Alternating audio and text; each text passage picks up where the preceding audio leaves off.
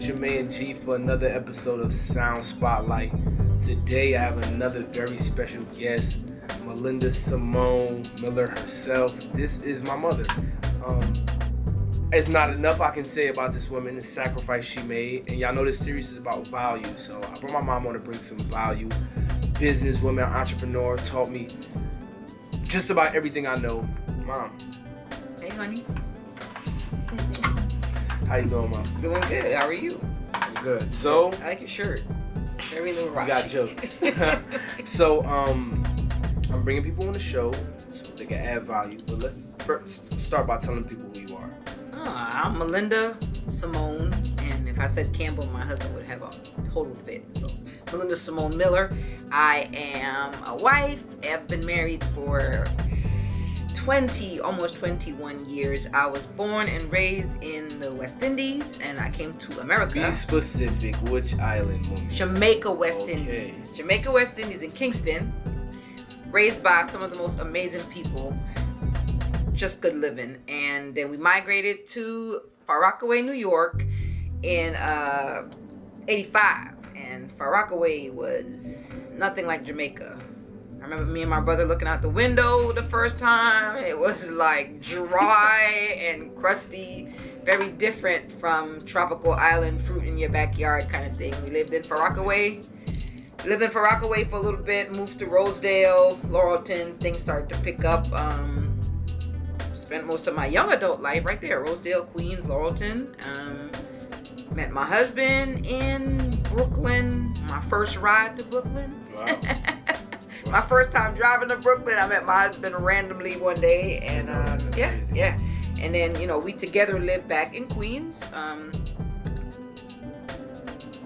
A positive story because I was honestly always well taken care of, and I used to hear people having really bad stories and think, well, dang, I don't have anything negative per se to say. Nobody was rich or anything like that, but always well taken care of by my family. So I think that's a positive thing. I take that with me now as to say, you wanna get higher and higher so other children can have that to say. Your generations can say that I was always well taken care of. Of course, there's things that you went through that if you dug deep or thought about it, you may not have had the fanciest clothes or the best shoes. My mother used to shop at Woolworths for our shoes. I wore balloons, but never went hungry. Right. Never went hungry. So I really, yeah. So that's important. That's important. I love it. So let's talk about business. Yeah. Entrepreneurship. Yeah. You are a passionate entrepreneur. I think so. You do things that you love, and you've been able to turn those into streams of income. Yeah. And me being your oldest, right, I've been able to do the same thing. Yeah. A lot of those skills. People really admire my business acumen, and I'm like, I get it from my mom. Yeah. Yeah. So let's talk about cakes and all that jazz, because people see that burnt orange Jeep driving around, and they know all about it. They know the cake is coming. Yeah. So I've been baking. My grandmother's been baking since I can remember. I just don't remember her ever not baking, and I've always done it. I always watched her. Gerald had birthday cakes, and I started doing them then. I mean, if you look back, his first, his second, his third, you just see birthday cakes. So it just came naturally. I do love it. Sometimes when I'm baking, I forgot I wasn't paid yet. I mean, I get paid well for it, but I do it with the mindset that I'm doing it for these people. And sometimes they're like, oh, I didn't pay you yet. I mean, I always collect my pay, don't get me wrong, but I really do it because I love it. I'm a stay-at-home mother, and somebody mentioned that yesterday on Instagram. Another really beautiful young lady, she left corporate America to stay home with her children, and I never would have imagined on my own, just thinking that I would have been a stay-at-home mom, entrepreneur, but I didn't even have to try. I stayed home because my husband was ready, willing, able. We had kids, and it just made sense. And then the business and the things, they just come naturally. I do cake in my sleep, sweets, sweetening up parties, all of those desserts just comes naturally. So it's just a part of you now. It's just a part of me. Yeah, it doesn't. It's not a lot of struggle. Now I'm in a situation, a place where I get to pick, choose, and refuse who I bake for, and I was dying to get to that place because I don't need the money desperately, so I do it solely on who lets me be creative. Those are the only clients I want. I love it. Yeah, I love it, and you're branching off. You're continuing to grow. Yeah. Now we have this Miller estate here. Yeah. And interior design. Yeah. What you've done with the place is amazing. So anybody who knows us and they come through and see the house is like, wow. Yeah. But let's talk about interior design, where you want to go with that, how it's been, and how you're getting these sponsorships. Yeah. People want to know how to get these. So I started I started the page. It just made sense. Me on Timberland Drive, and I've always been decorating, and actually we bought this house because I had so much stuff in the other house. It was overflowing. This house is 3 times the size of our other house, and I furnished this house, and I really bought maybe 3 or 4 things. Everything in this almost 8,000 square foot house was in that 3,000 square foot house, so it was longing to come out. So when I put everything in, it just started to look good, and I decided in 2018 to start an IG page. It just made sense. My first sponsorship came at like 5,000 followers. It was a set of pillows. And I was like, man, I like bedding and linen, and I don't want to buy this. So, I asked Chega, I said, I need some duvets. It's 6 bedrooms in here, and I don't want to buy comforters and pillows. And I got one, the first one for free, this awesome lady, and then you post it once, and now you get the sponsorship. Some of them, if I really want the thing, I go right to their inbox. Hi, I'm Melinda. My page is geared toward young mothers, new wives, stay-at-home moms. I think your stuff would look awesome on my page. If you can't pay, we can exchange for. I'm able to deliver one post and 2 stories if they're not paying. If they're paying, then they get to negotiate how many times I post or how many stories if they're paying. Then I landed Goldie. I just saw Goldie on another Jamaican girl's page, and I sent Goldie a message. Can I be a thing? Can I sign up? And she said, if you want to be an ambassador, and I'm going to tell you, God is good, because he gave me the best rep. Okay? The best rep, a Russian lady, and she sends me on my product, and I get to post, and I make lots of money doing it. So it's amazing. So it sounds like quality and consistency, yes, and faith, and then yes. And what comes out of you naturally. Like, I do fuss over decorating, but it comes naturally. The other night, I told my husband I want 2 lamps for the bedroom, tall cylinder, and I want them to be brown, amber color. And he looks at me funny. I'm like, what's the problem? He's like, the fact that you know exactly what you need. I said, I know exactly what I need to like. It's just I can envision it and see it, and it's what comes naturally. Love it. Yeah. So let's talk about love and marriage, right? Right. You've been married how long now? Almost 21 years in November. Okay. I only dated him for 3 months, really, actually. And let's see. I can't lie and say that I don't think that was just divine intervention. I don't think that can happen for too many people. But I was almost 25, right? Almost 25 or 25 already, whatever. I had a child already, and I had I wasn't dating like crazy or had any baby father drama or anything, but I knew that I couldn't be dating the same way casually. I never really casually dated because I don't really like that, but I couldn't really casually date having a child. Like, what's the point? You know what I mean? Like, everybody you date should be some kind of potential. Never would I have thought we'd have been married. We met June 28th and we were married November 19th, and he was only 22 years old. It's kind of shocking. I just see God in all that. To be honest, God wove that all together, and still here, 21 years almost. Love and marriage. Marriage is a decision. Okay. Like anything else. I always say to like anybody, you decide to go to school and you commit to it. We commit to all kinds of things. Right. Big things, small things. you commit to it all the time. Of course, I mean, if he was knocking my head in or something, right, I would have ran off. But all the other stuff, it's a commitment, and it's so funny. People commit to fraternities, right, sororities, right, a college education, or wanting to be a pilot. It's a commitment. It's a commitment. Yep. Awesome. So you also mentioned you're an entrepreneur, right? Being a stay-at-home mom, as they call it. You might never really be home, but it's a full-time job. And I think there's a misconception with that. So clear that up. Like, what it actually entails? Because it is a full-time job. It is full-time, and it's full-time support for my spouse. And he understood that I'm educating and molding his children. Right. We have a cousin, Darlene, and I never forget when Caleb was getting ready for school. Caleb is our youngest, Gerald's younger brother. When he was getting ready for school, and I was like, oh, I hate, I've never had any restriction on like spending and anything like that. Chenga has never done that to me, but it like, dang, other kids have jobs, other parents have jobs and stuff, and she was like, you'll see, nurturing your children, it's like vital.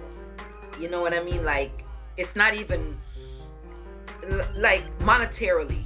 Let's just put it into that. Like, most kids that have a stay-at-home mother earn scholarships for school. Right. So it's like $100,000. Yeah, they usually are so well educated. They usually get scholarships and are into all these awesome things. So it's like you give up that going out and working, all that traveling and all that extra spending and all of that to nurture. Have your children become adults that dominate industries. Yeah, that really dominate industries. Because they're sure, they're assertive. That's what we see in homeschool kids and stuff. I mean, people say, oh, they're missing their social life or whatever. No, those kids be knowing who they are when they're home with their parents. Because remember, it's their mother's undivided attention for 8 hours a day. It's some teachers 20 minutes. At a pop. It's different. It's not the same. It's not the same. Staying at home is, and I don't watch TV, so he doesn't come home and see me eating bonbons and that stuff. I'm always busy, and he's always, shine a light on that, make his home real comfortable and take good care of my kids. I wouldn't trade it now, right. Not for any official career. Plus, I don't think I could have hit a clock anyway. Right. Like, I just don't have hit a clock in me. I love it. Yeah. So let's talk about the investment group. Yeah. So that's easy because my husband, my family, we're on the same page. And, you can just tell that there's a lot of creativity bursting in you to come out. So you don't have to limit yourself to one thing. That's right? why I tell my youth all the time, we're universal. Yeah. Why do we have to do one thing? Yeah, you can't. Well, I couldn't do one thing. I would go absolutely nuts. In a given day, I try to stay focused on one thing. Yeah, I'm not scatterbrained, but it benefits me to be doing a little bit. That's just how my mind works. So, we have this awesome home. We, your dad wants to have a restaurant. I want a boutique. I want a boutique inside of a house. We've always talked about it. I want a boutique inside of a house where everything in the house boutique is for sale. That it looks like the house I live in, but everything has a price tag on it. A shop.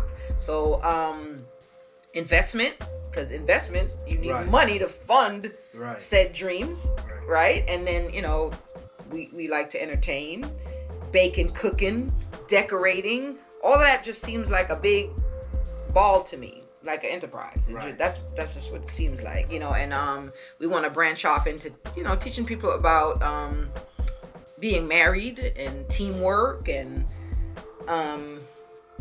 so it makes, makes for an enterprise. I love it, definitely. So as we wrap up, I want you to give advice to the young men first, and then the young women. This open and honest. You're my mom, so I know how raw this can get. And that's how I want it, because that's how people need it, right? We're living in like the age of sugarcoat this, political correctness, and that doesn't actually always help people. It doesn't. So this series is about value, and the people watching this want to get value from it. Yeah. So what advice would you give to a young man just leaving his parents' house? Same thing with a young woman. Okay, for starters, for both sexes. keep it in your pants. Keep your legs closed. Sex complicates relationships right off the rip. Okay? It just does. You're opening up yourself to people, emotions, and all of these things. So that would be my soundest advice. Like, dating without intimacy is a good idea, because you get to know a person on a different level first and foremost. You know what I mean? Before you get all mixed up into those kinds of things. Knowing who you are, knowing what you want. You know, a lot of young women now, and young women, they have a lot of terrible experiences and baggage and stuff that could have been avoided had they just not crossed certain lines. You know, agree. I got married at 25 years old, but I went on a lot of dates. We chuckle about that all the time, but they were dates out to dinner. Right. I had a little boy one time take me to dinner. His daddy had a restaurant, a corner of a restaurant cleared out. This guy might have been 18. Just a date, just out to dinner. Nothing more was from it. It was right. It was fun. It was it was a nice time. Dating, like getting to know a person without all those other entanglements. Yeah, you're doing too much, because now you have the baggage of what that person left to carry on into your other relationships. And if you date 30 guys and you took, the little things in their personality that you saw, that you played with, that's one thing. But if you were intimate with 15 guys and 12 guys, now you're weighed down. Now your spouse that you were supposed to meet can't even get to you because you're so mixed up. I had a baby boy at 18, but I had a baby boy because I got pregnant and I kept the pregnancy, but I refused to let that happen again. Like, I decided that cannot happen, because not that a man wouldn't want a woman with 3 children or something, but that just complicates things. I mean, who wants that? You know what I'm saying? Like, definitely. Like, that's a lot. So my advice would be to just get out there and get to know who you are first, and date with some integrity, date with some goals in mind. If you're just dating just to have a good time, then you probably shouldn't be having sex. If it's just for a good time, like, have a good time and leave that part alone. If you're dating to get married, which I ultimately, personally, that's what I think dating is. If you meet somebody and they're cute, whatever, but something about them and you rule them out right away, I will kill it right away. Right. I did that. Like, 2 days, oh, Lou, you talk too much, or your breath stinks, whatever the thing is. Like, because there's no point if don't that's not, time, no, if they smoke and you don't like smoking. Don't waste time. What is that? For what? For a nice dinner? Exactly. For a trip to the park? For what? That's useless. The men are, if I could, if the young man could, that part, just get to know who you are. Be solid. Be solid in who you are. Like, you know what I mean? Like, who you are. Because then somebody can only compliment, what you bring to the table. The young women, my advice would be, guard your heart. And it's hard to guard your heart if your legs are open. Wow. It's hard. Poetic. It's hard. That's some real advice. Been there. That's some really advice. Yeah, it's hard. Yeah, that's some really advice. That's some real advice. And that's something that no one's got on this show as of yet. So I'm really grateful that you came on to give it to them. So, Mom, let them know what's going on. Let them know where to find you on Instagram, because I know you're an influencer. Right? Yeah, I'm an influencer. It just comes with the territory. You can find me on Timberland Drive. That's my home decor page. And Melinda Simone is my regular happy, be cute page. And you can find _cakes and all that jazz _ for my cake business. Amazing. So you guys know, open, honest, raw. I even brought my mother on the show to give value to the youth and the adults, the entrepreneurs, anybody watching this. Mom, so grateful for you coming on. No problem, honey. All right, y'all. That's another episode of Sound Spotlight. Stay tuned. More to come. Be safe.